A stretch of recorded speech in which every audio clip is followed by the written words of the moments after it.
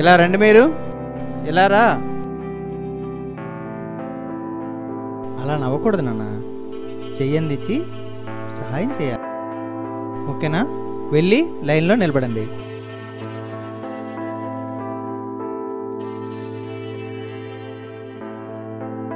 ఇది నిజమేనా?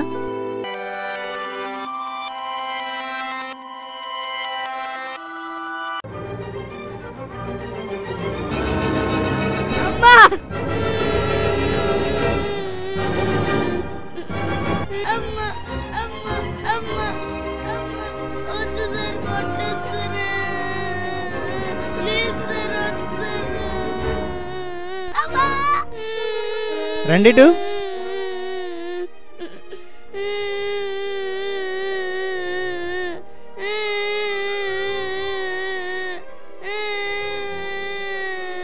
ఏంట్రా మీరు ఎలా పరిగెడుతున్నారు?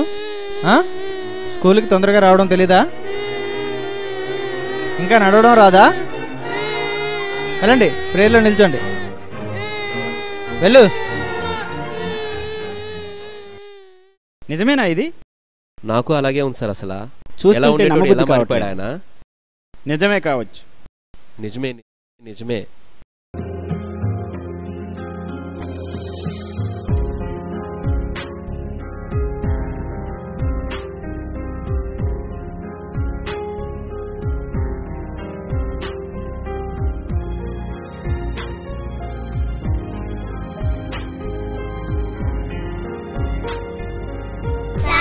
ఏంటి? ఈ లెక్క తెలియదు సార్, చెప్పండి. ఏంటి చెప్పేది? చెప్పినప్పుడు వినడం తెలీదా? ఇప్పుడు చదువుతున్నారు. వెళ్ళండి ప్లీజ్ సార్. చెప్పాగా వెళ్ళమని. వెళ్ళండి వెళ్ళండి.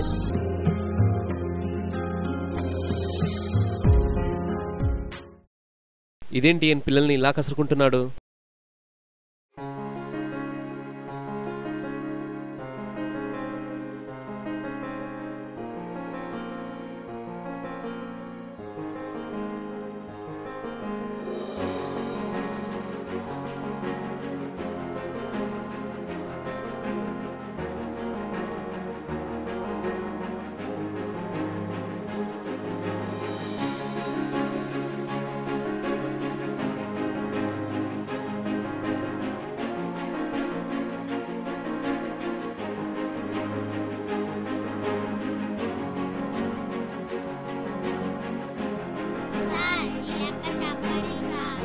రేపు చూసి చెప్తాలే అమ్మా. తీరిక లేదమ్మా, తర్వాత చెప్తాను. లేదమ్మా, తర్వాత చెప్తాను.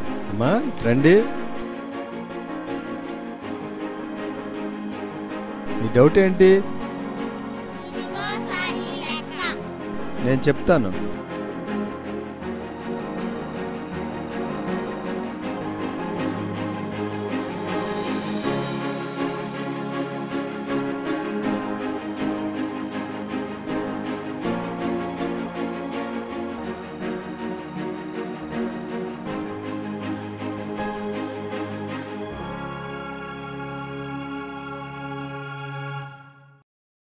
ఇదేంటి ఈయన పిల్లల్ని ఇలా కసురుకుంటున్నాడు?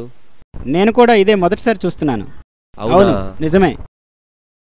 వీళ్ళ ఆశ్చర్యానికి కారణం ఏంటనుకుంటున్నారా? మీరు చూసిన ఇద్దరు టీచర్స్లో 2 తత్వాలు ఉన్నాయి. ఈ ఇద్దరు టీచర్లు ఇలా మారడానికి కారణం ఏంటో తెలుసా?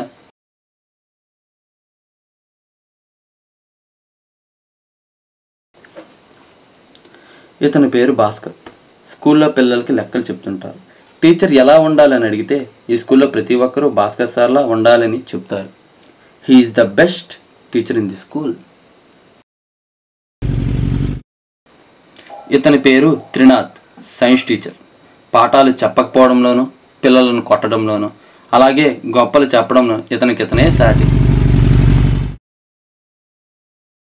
ఇతని పేరు రవికుమార్, ఇంగ్లీష్ టీచర్. ఇతను లుక్పాల్, ఇతను కూడా లెక్కలే చెప్తుంటారు. స్కూల్లో వీరిని జంట పక్షులు అంటుంటారు. అటెండర్ దగ్గర నుంచి హెడ్ మాస్టర్ వరకు ప్రతి విషయాన్ని డిస్కస్ చేస్తుంటారు. ఇంటర్నెట్లో వికీపీడియా ఎలాగో స్కూల్లో వీళ్ళిద్దరు అలాగా.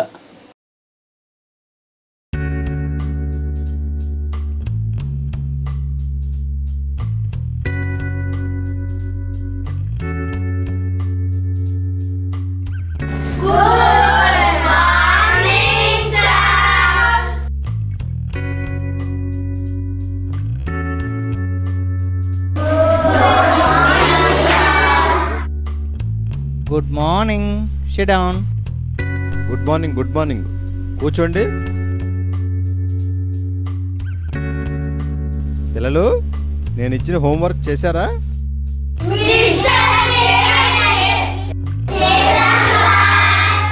గుంట మీద వెళ్ళారా? నోర్మోయండి. ఏది చూపించండి.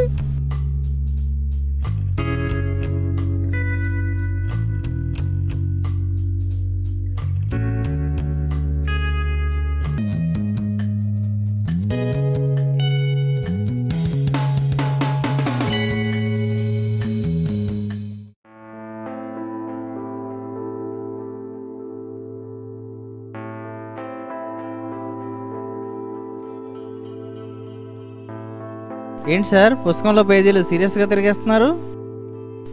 పిల్లలకి వర్క్ ఇచ్చాను సార్, చూస్తున్నాను. ఈ గుంట మీద హోంవర్క్స్ ఎందుకు సార్? టైం దండగా.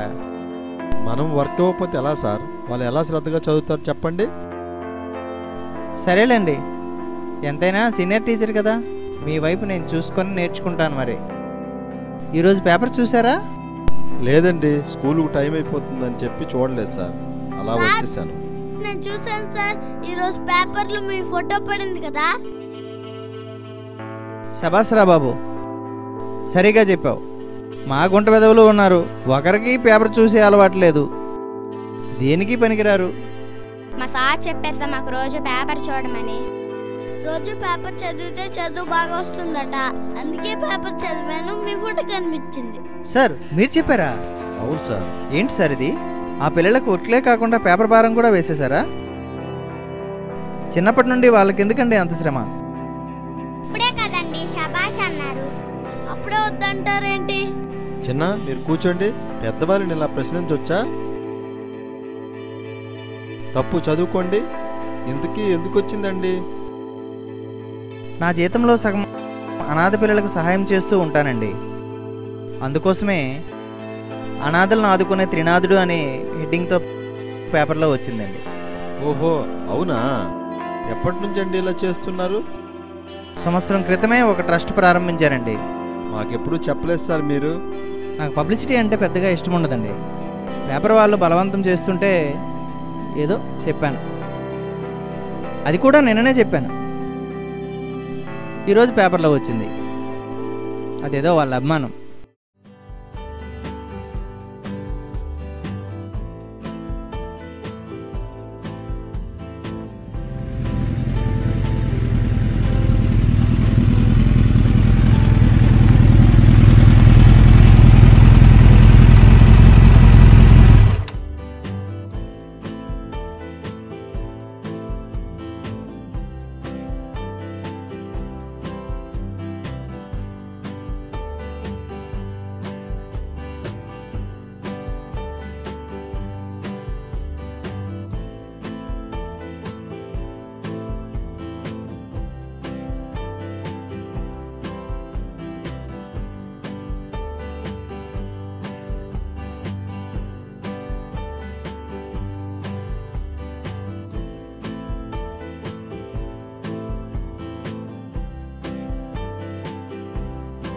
ఈ బైక్ కొత్తదిలా ఉంది కదా? ఈ రోజే కనిపించింది. స్టాఫ్లో ఎవరిదైనా కావచ్చు. అలా అయితే పార్టీ కూడా మనకు దొరుకుతుంది. Very good idea, yeah, very good idea. Staff రూమ్లో అడుగుదాం. స్టాఫ్ రూమ్ వరకు ఎందుకు సార్? ఏం టైమింగ్ సార్ మీది? బైక్ ఎవరిది సార్? ఎస్, నాదే. మీదా? యా. ఎప్పుడు కొన్నారు సార్? 1 వీక్ అయింది. బాగుంది సార్ బైక్. థ్యాంక్స్. రా, మనకు పార్టీ దొరికినట్టే. త్రినాథ్ జేబులో నుండి పైసా కూడా తీయడు, పార్టీ ఏమిస్తాడు? పార్టీ కూడా పక్కన పెట్టండి సార్. అసలు పైసా ఖర్చు పెట్టిన ఆయన ట్రస్ట్ నడుపుతున్నాడట, తెలుసా? అసలు ట్రస్ట్ ఉంటే కదా నడపడానికి. ఏంటి? అవును, నిజం సార్. అతను కావాలనే పేపర్లో వేయించుకున్నాడు, అంతే. ఇంత తెలిసి కూడా మరి పేపర్లో వాళ్ళు ఎలా యాక్సెప్ట్ చేశారు? That is magic of music. ఏంటి? That is magic of music. అంటే? ఎక్కువ ఆలోచించొద్దు, పదండి పాఠాలు చెప్పుకుందాం.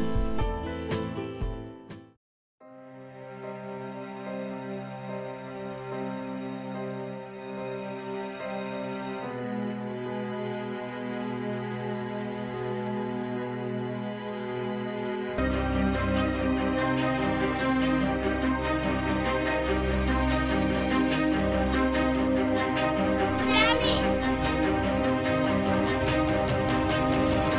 శ్రావణి శ్రావణి సార్ సార్ శ్రావణి కళ్ళు తిరిగి పడిపోయింది. ఇది ఎక్కడ? క్లాస్ రూమ్లో సార్. శ్రావణి, శ్రావణి, లేదమ్మా, నీళ్ళు తీసుకురండి.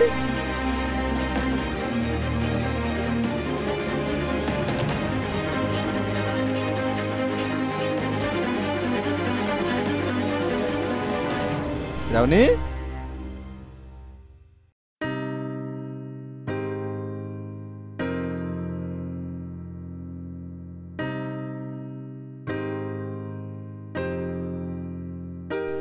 హలో,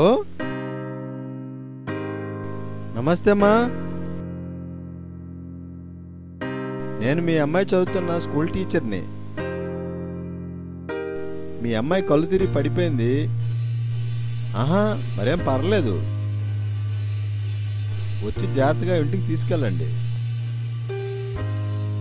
హెల్త్ బాగయ్యాక స్కూల్కి పంపించండి. ఉంటానమ్మా.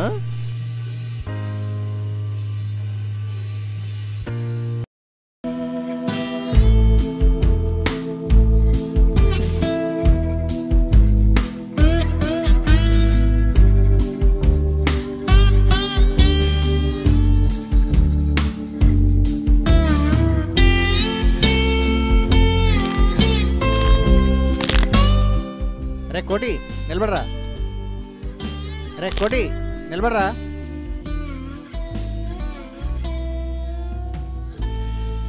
లేస్ ప్యాకెట్ ఎవరా? ఆ ప్యాకెట్ ఎవరా?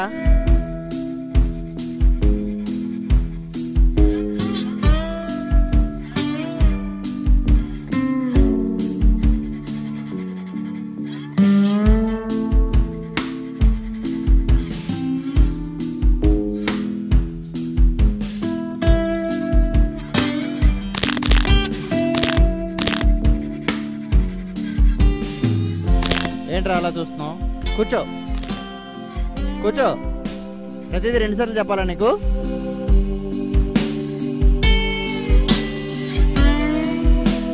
రే కోటి ఆడేద్రా.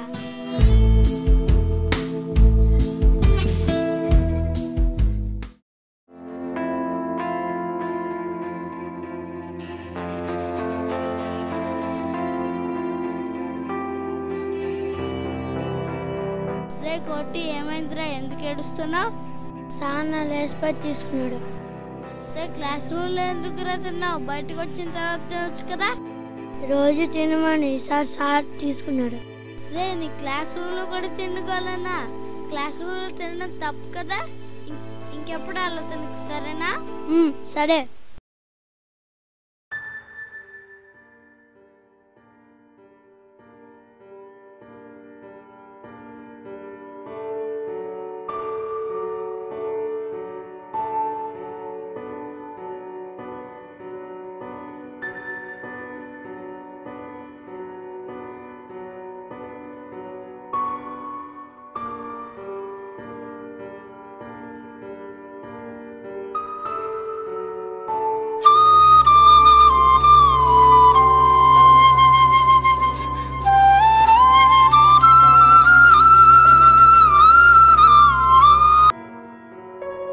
హలో, చెప్పండి సార్. లేదండి, ఈరోజు రావట్లేదు. టీచర్స్ డే సందర్భంగా కాంపిటీషన్స్ ఉన్నాయి కదా, మన స్కూల్ పిల్లల్ని తీసుకువెళ్ళాలి. ఏంటండి ఈ విషయము? మీకా? చెప్పండి చెప్పండి. Good news sir, congratulations. రేపు వస్తాను కదా, కలుస్తాను. ఉంటాను సార్.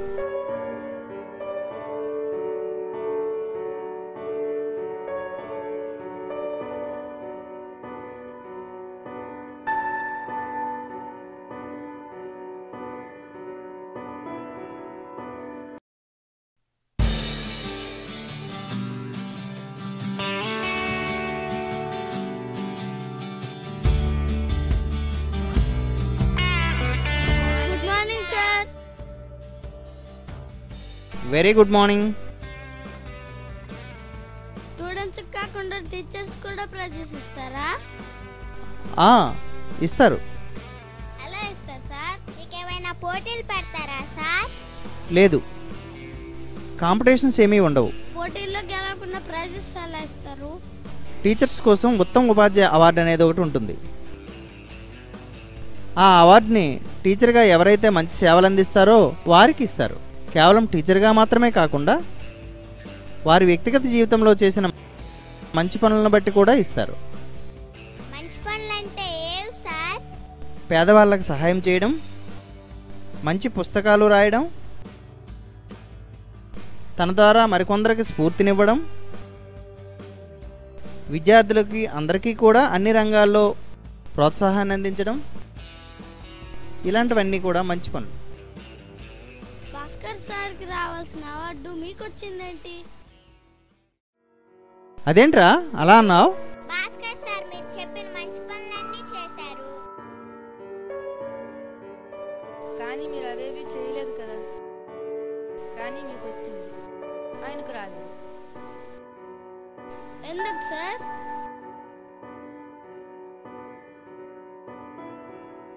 ఇవి కాకుండా ఏమైనా మంచి పనులు చేయాలా సార్?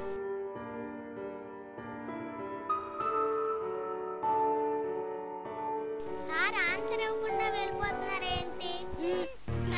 ఏంటి? స్కూల్లో ఏవో పోటీలు ఉన్నాయట. అయితే పోటీలకి మీకు పేర్లు పేర్లేం లేవు, పోండి. అదే సార్, ఎప్పుడు మీరే కదా ఆడిచ్చేవారు. ఇసుగంచకండి, వెళ్ళండి. పోండి, వెళ్ళండి.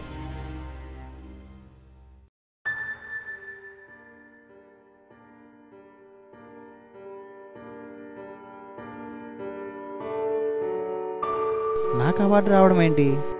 ఇది న్యాయమేనా? నేను ఉత్తమ ఉపాధ్యాయుడినేనా? నా శ్రమకి ఫలితం ఇదేనా? నేను ఒక్కరోజైనా ఉత్తమ ఉపాధ్యాయుడిలా ప్రవర్తించానా? టీచర్ శ్రమ రికార్డులో ఉంటేనే గుర్తిస్తారా? రికార్డ్స్లో ఉన్నదంతా నిజమా? వాటిలో ఉంటే నమ్మేస్తారా? అసలైన గుర్తింపు పొందాలంటే పబ్లిసిటీ పరపతి ఉండాలా? అవి ఉండి మాత్రం లాభం ఏంటి? అవి ఉండబట్టే సత్కారాలు సన్మానాలు తలుపు తట్టాయి కదా. సత్కారం పొందినంత మాత్రాన ఉత్తమ ఉపాధ్యాయుడిని అవుతానా? అవార్డ్స్లో ఉన్నదే కదా. ఈ గుర్తింపు కాగితాలపైనే, సమాజంలో కాదు. సమాజమే సరిగా ఉంటే అవార్డు అతనికి ఎలా వస్తుంది? సమాజం కొంతవరకు నైతికతతో ఉంది కనుకే నేను దీనికి అర్హుడిని కానని గుర్తించింది. అర్హుడు కాదని తెలిసినా ఏంటి లాభం? ప్రశ్నించేవారు లేరు కదా. నిజమే, ప్రశ్న లేని జీవితం వ్యర్థం. వారి ప్రశ్నే ఈ ఆలోచనలకు పునాదైంది. కానీ కృషి అంతా ప్రశ్నార్థకంగా మిగలడం అనర్థం. అయినా గురువు అనేవాడు శిష్యులకు పాఠాలు నేర్పాలి. ఎన్ని పాఠాలు నేర్పినా గుర్తింపు లేని ప్రతిభా పాఠాలు ఉన్నా లేనట్లే. ఆ పిల్లలే నాకు గుణపాఠం నేర్పారు. ఇది సరికాదు. నేను ఉత్తమ ఉపాధ్యాయుడిని రుజువు చేసుకుంటాను. నాకు గుర్తింపునివ్వని ఈ వృత్తిలో ఈ మనుషులతో నాకు పని లేదు. ఈ రోజు నుంచి గురువునని గర్వంగా చెప్పుకుంటాను. ఈ రోజు నుండి ఈ గురువు అనే పదవి నాకు అవసరం లేదు. ఇదండి జరిగింది. వీళ్ళ మార్పుకి కారణం ఇది. వీళ్ళు తీసుకున్న ఈ నిర్ణయాల ప్రభావం ఎలా ఉంటుంది? వీరి ఆలోచనలో మార్పు వస్తుందా? చూద్దాం.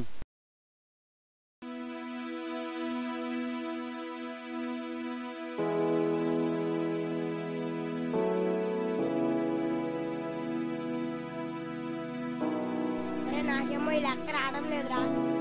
భాస్కర్ సార్ కడుద్దాం పదరా. వద్దురా, మన సార్ కోపం అవుతారు. ఏమంటున్నారా పదరా. ఆ సార్ అప్పుడు చెప్పేవారు, కానీ ఇప్పుడు ఏం చెప్పట్లేదు. మరి ఎలా ఇప్పుడు ఎవరు చెప్తారు? ఏంటో, ఒకప్పుడు ఆ సార్ మనతో ఎంత బాగా ఉండేవారో, కానీ ఇప్పుడే వెళ్ళాలంటే భయం వేస్తుంది. అతను మనల్ని పట్టించుకోవడం మానేశాడు. ఇద్దరిలో ఎంత మార్పు వచ్చింది సార్? పోనీ త్రినాథ్ గారు తన బాధ్యతలను గుర్తు చేసుకొని మారిపోయాడంటే ఒక అర్థం ఉంది, కానీ భాస్కర్ గారు ఇలా మారిపోయారేంటి? ఏముంది, త్రినాథ్ తన తెలివితేటల్ని పరపతిని వాడుకొని క్రెడిట్ కొట్టేశాడు. నిజమే, భాస్కర్ ఎన్ని సేవలు అందించినా ఏనాడు తన కోసం తాను చెప్పుకోలేదు. ఈరోజు తగిన గుర్తింపు దొరక్కపోయేసరికి అన్నిటినీ వదిలేశారు. అయినా అవార్డ్స్లో ఏముంది సార్? అవార్డ్స్ వచ్చినంత మాత్రాన త్రినాథ్ గొప్పవాడైపోతాడా? రాకపోయినంత మాత్రాన గొప్పవాడు కాకుండా ఇప్పుడు పోతాడా? అదే కదా సార్ జరిగింది. పిల్లలందరూ ఇప్పుడు త్రినాథ్ గారి వెనకాలే ఉన్నారు, అతన్నే అభిమానిస్తున్నారు. తను పూర్తిగా మారిపోయారు. మంచి విషయమే కదా. ఇప్పటికైనా అవార్డు తన బాధ్యత గుర్తు చేసినందుకు మనం ఆనందించాలి. అంతేనంటారా? అందుకే పెద్దలు ఒక మాట అంటారు, మన గురించి మనం గొప్పలు చెప్పుకోకూడదు, ఎవరూ నమ్మరు. మనల్ని మనం కించపరుచుకోకూడదు కూడా, అందరూ నమ్మేస్తూ ఉంటారు. అర్థమైంది. ఒకప్పుడు త్రినాథ్ గొప్పలు చెప్పుకునేవాడు, ఎవరూ నమ్మలేదు. ఇప్పుడు భాస్కర్ పూర్తిగా అన్నీ వదిలేశారు, అందరూ దూరమయ్యారు.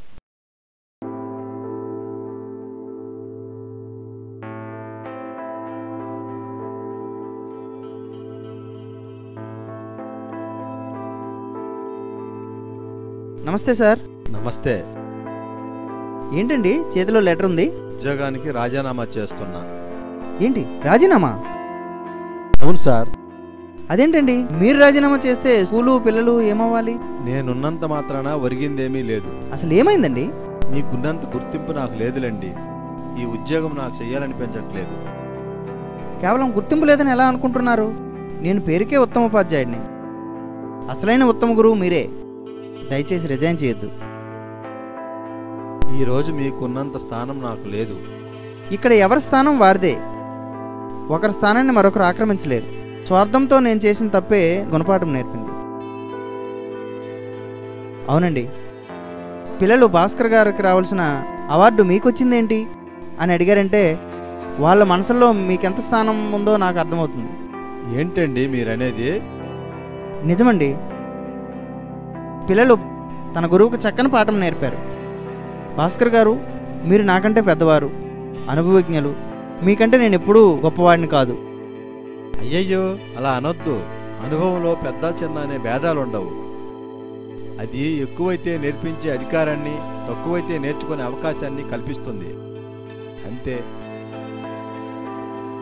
ఎంత పెద్దవాడినైనా ఒక్క క్షణంలో బాధ్యత మార్చి నా వృత్తిని వదిలి దానికి అన్యాయం చేయడానికి పూనుకున్నాను.